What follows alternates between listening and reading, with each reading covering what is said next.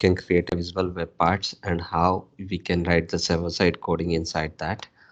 So for that, first I'm opening Visual Studio. I'm using Visual Studio 2019. Right click on it, run as administrator.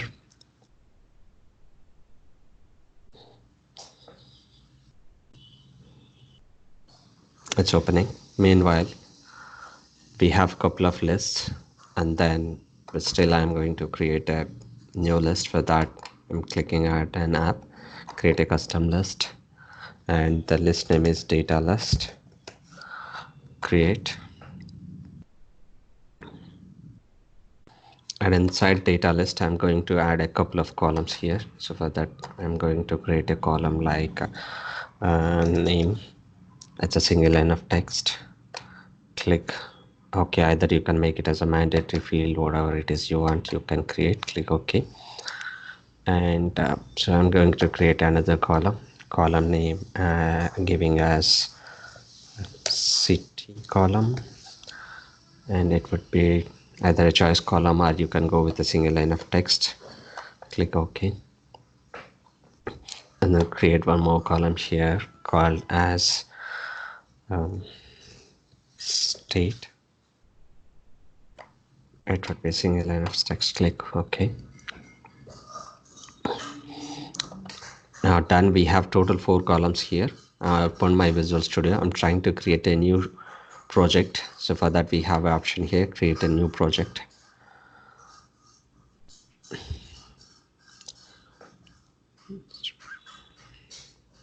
It's not responding. Yes. So I'm searching for SharePoint here.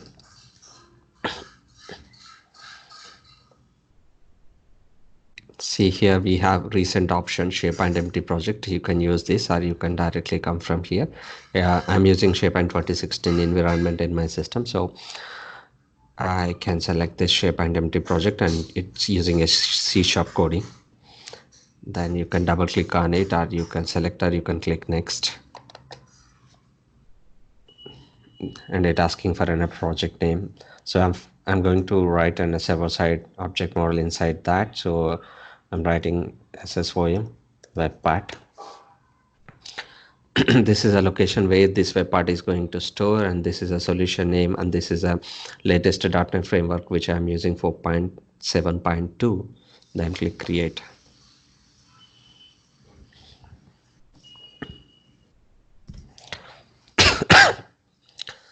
I'm going to deploy as a farm solution to this site collection. So that's why it's already fetched, and if you want to check, it's able to connect from Visual Studio to SharePoint, and you can click validate and it shows the connection is established or not. Yes, connection is successful. Then click finish. Now it creates a SharePoint empty project. Then we have to add the visual web part to the SharePoint empty project, and then we'll start how we can work with a server-side object model.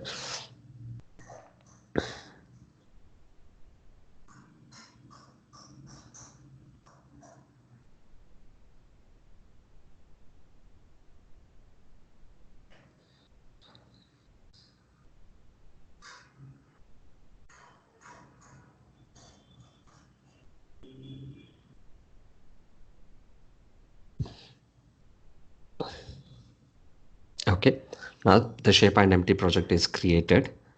Right click on it, and we have add option, and then here we have new item option. Select visual web part farm solution only, and I'm performing a CRUD operations, so that's why I'm giving a CRUD visual web part. So I'm just giving CRUD VW. Click add.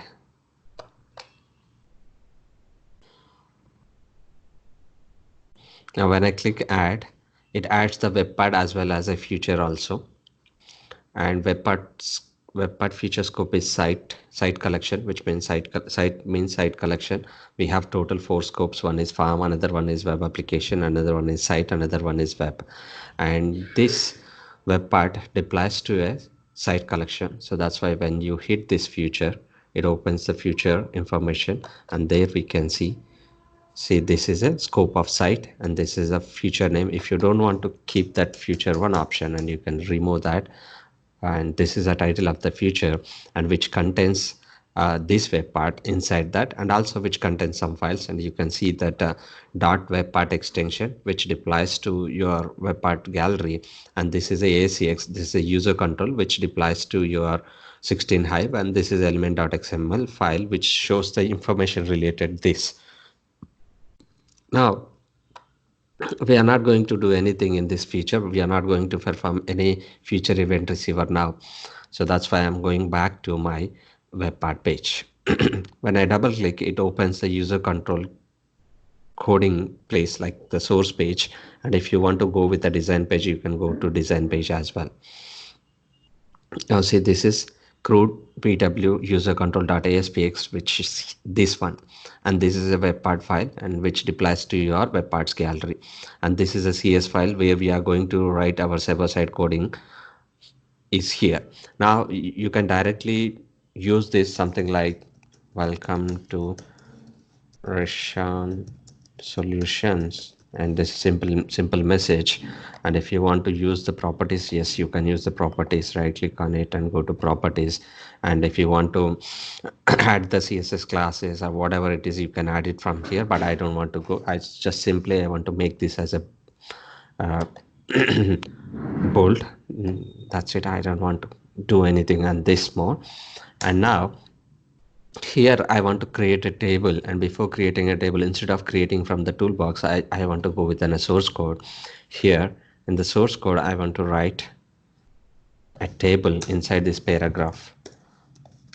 I'm just writing an HTML table here. Oh no, I don't want to write ASP table. I want to go with an HTML table. Come on.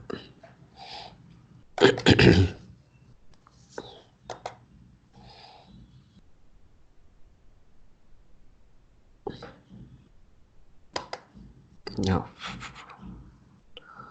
The Visual Studio is not responding. Give me a minute. Okay, now that's fine. It is copied to some way, so that's why I'm deleting that content. I'm just writing a table.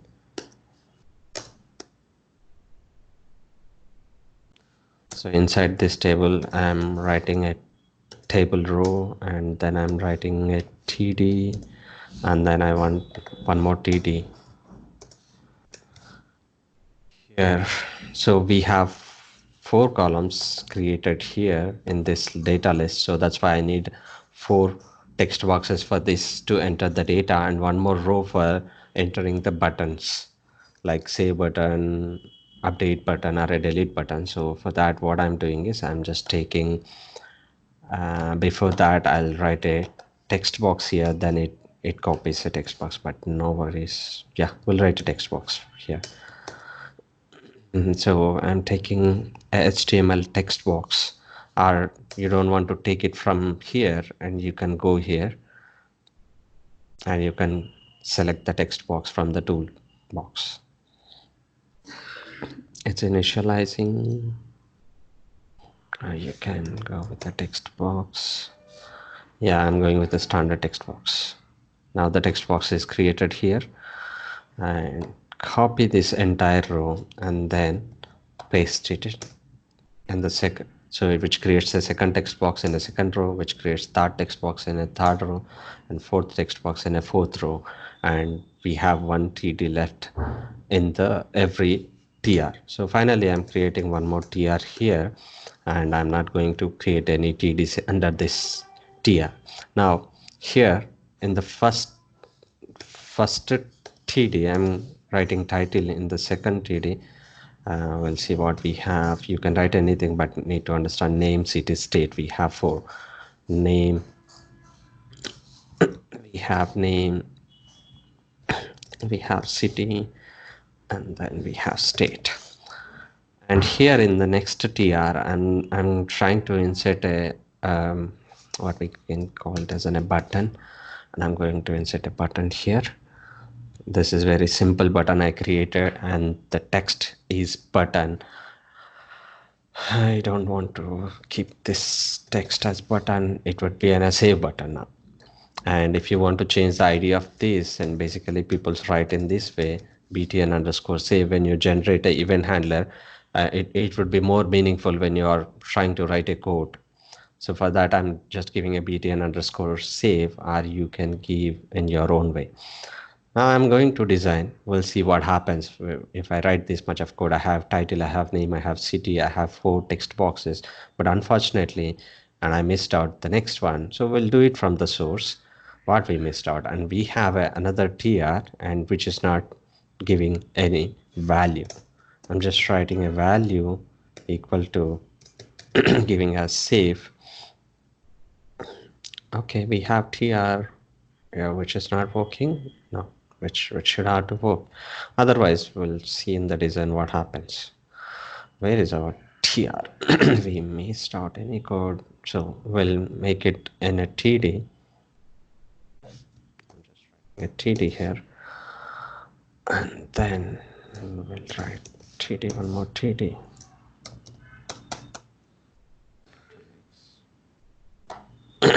Either we forgot to close the tr. No, we are closed it.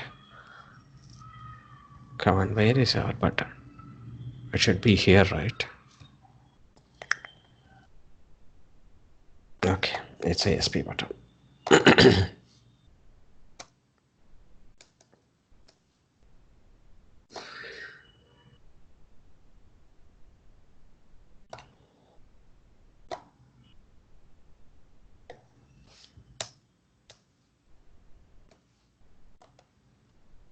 I don't know why it is not displaying. Okay.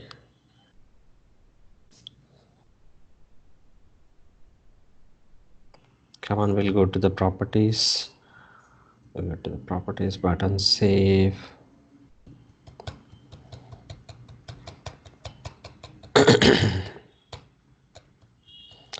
Value is save. I don't know what we missed out. We'll do one thing. We'll try to delete this.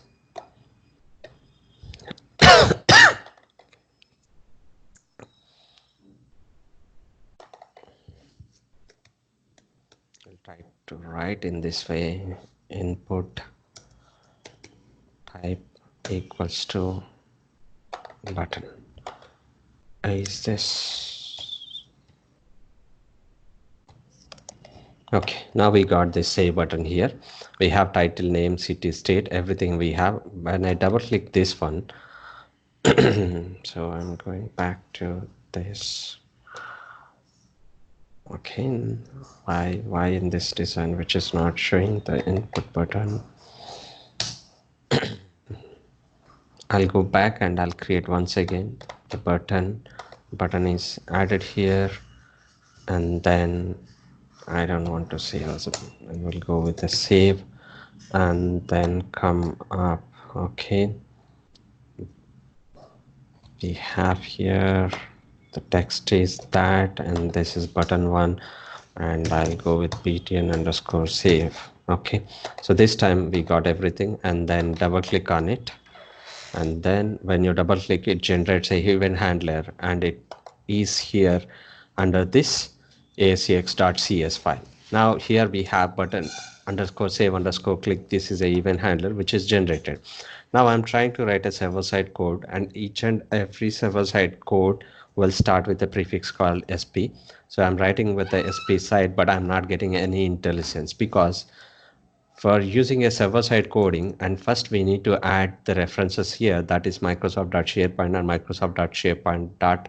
Administration is not required. Administration only required when you are working with the admin related concept. But now I have a Microsoft.SharePoint, but when I try to write a SP site to call the site collection, but I'm not getting the IntelliSense, of course, but no worries. I'm just writing in a site name as my site to call, and I'm just writing new sp site. So we have to pass the URL of the site here. For that, I'm going back to this site, and in this site we are working because the list is under this site collection. So for that, what I'm doing is I'm copying the site collection URL and copy this site collection URL, which is Rishan Solutions, and then paste it out here. And when I come out of this, I have a red squeak here, and red squeak showing that the type or a namespace name SP site could not be found. Are you missing a using directive or an assembly reference? Yes, we are missing. So for that, I'm coming back here. I'm trying to use my Microsoft dot SharePoint namespace. So once I use this, now it's the red squeak is gone. Now it's showing here with a light blue color, and now this is correct. Now we don't have any errors. Now we are good with the site. Now I'm trying to call the web because we have the hierarchy like farm, web application, site collection, and subsites. So here the site collection itself is a web, so that's why I'm trying to call a web and then give a name as my web equal to. Now we already got site collection, so for that use site collection variable dot, we have two different things. One is open web, another one is root web. These two properties we have for my site, and if you use a root web and which directly calls the site collection, if you have any subsites and it will not call, it directly calls the site collection. If you use a open web,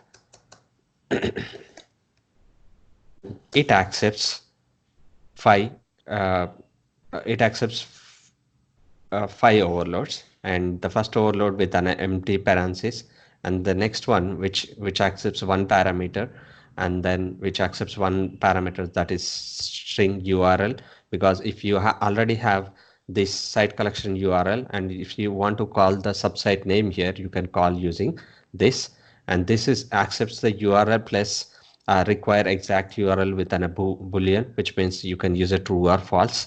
And the last one accepts two parameters, that is URL plus open web options. So if you have any options, you can utilize that, but I'm working with this URL, so that's why I'm not using any other other overloads. I'm using a direct empty parenthesis. Now we got the site collection and we got the web. Now you have to call the list. So to call the list, and we have a class called sp list. So I'm calling sp list and then give a name as my list. And we already got the web, so for that you can use my web, and when you click dot, and you can see lists list, it calls the list gallery. Then use the square brace, and in the double quotes you have to pass your list name. So that would be an internal name of the list, but anyhow we have this data list. So for that I'm going back to the URL, and you can copy this one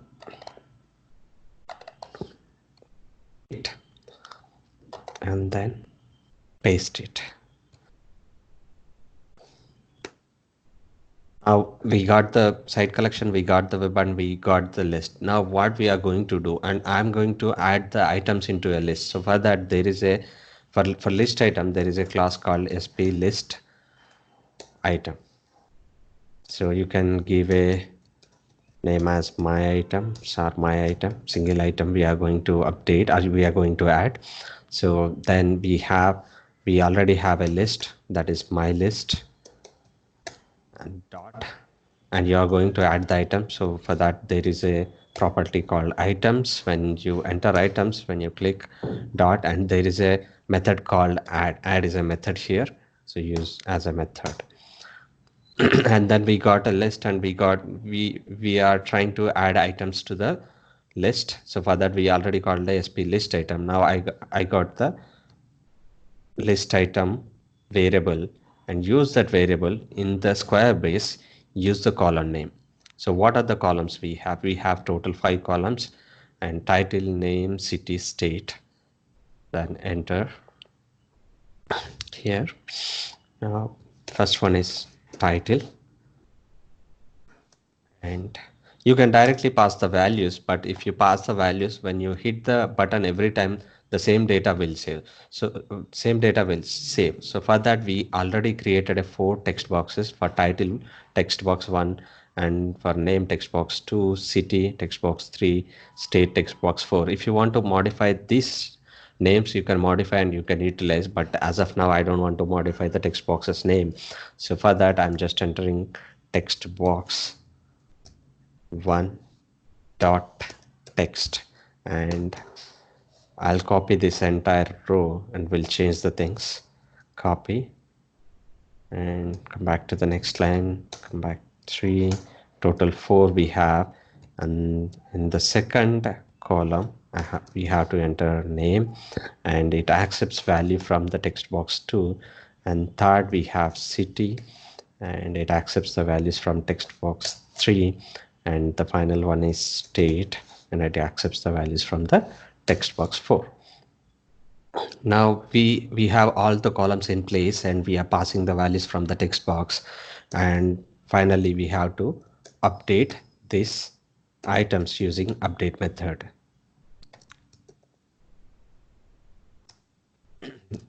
That's it.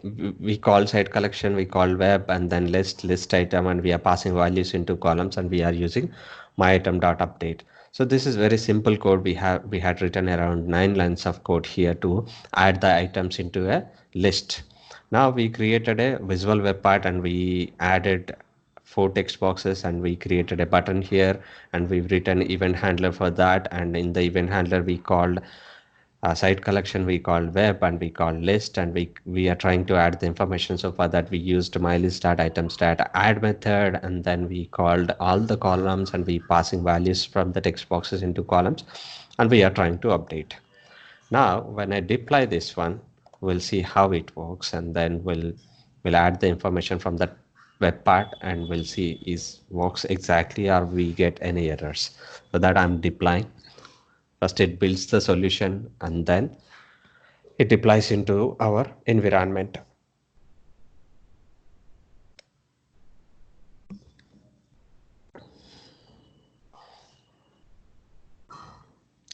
See the message deployed successfully. I'm going back to my site.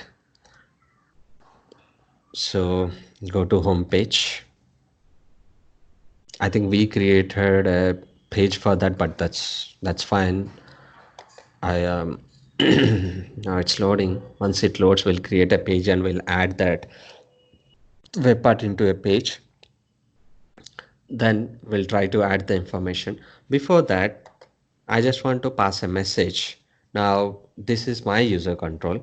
Now here in the below, I want to add a label.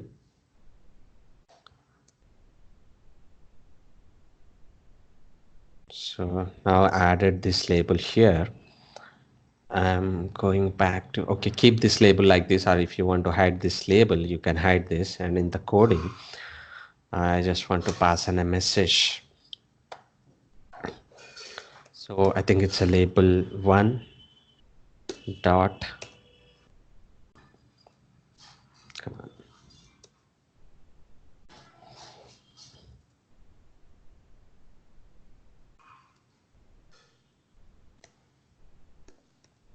label 1 dot text equal to, you can you can write system dot drawing dot color.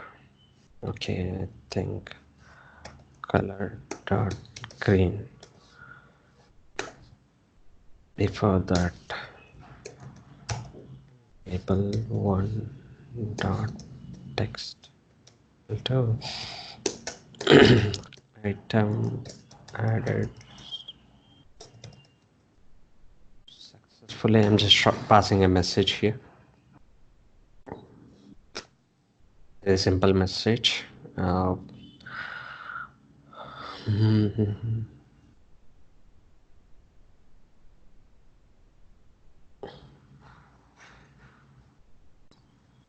What happened? What happened to this color?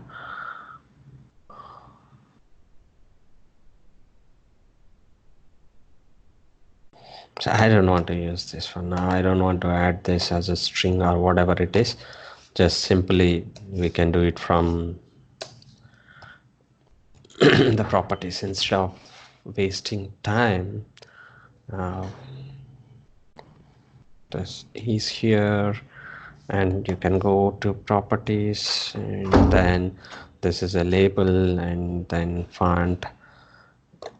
You can make it as bold. Yes, true. And then faux color, you can use the faux color, something like dark green. Click OK. Okay, that's fine. And then deploy.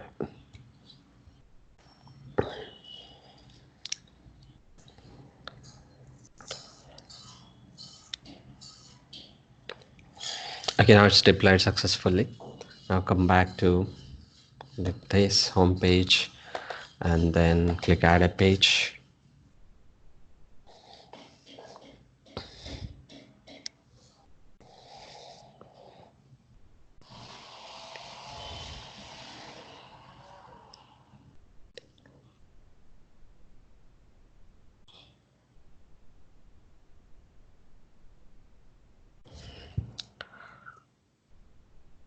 A demo page, click create.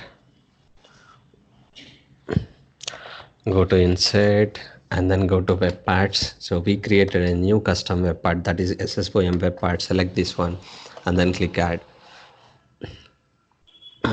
Now we have this web part, and then save this one. Now when I'm trying to give a information here as like Rishan Sheikh, and then city is Hyderabad and state is TS, and try to save the data. Now the information see item added successfully, and we'll see is it exactly added the information inside your data list or not. Open in a new tab. Now it's opening here. See the Rishan Sheikh Hyderabad TS. But suppose if you want to continuously want to add the information, and you can clear out these text boxes for that, and you just have to write a simple lines of code. And I'm just copying this text box, one dot text, copy and then paste, equal to just use a empty string after this, and copy this line, copy from here to here and here to here. This is text box 2, and this is text box 3, and this is text box 4. That's it. And deploy again.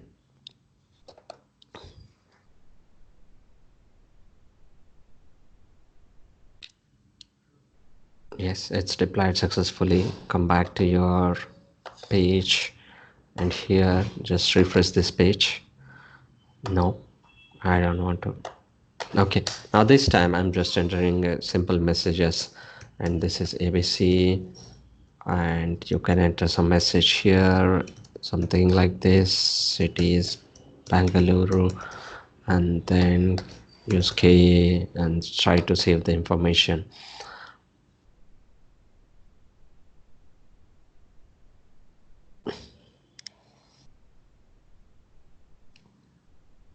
Okay, now item added successfully. Now you can enter other messages like John B, then city is New York, and then enter state as NS, then try to save the data, and the fields were cleared.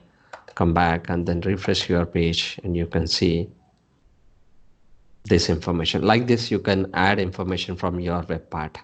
So this way you can create a web part, and you can add the information into your list.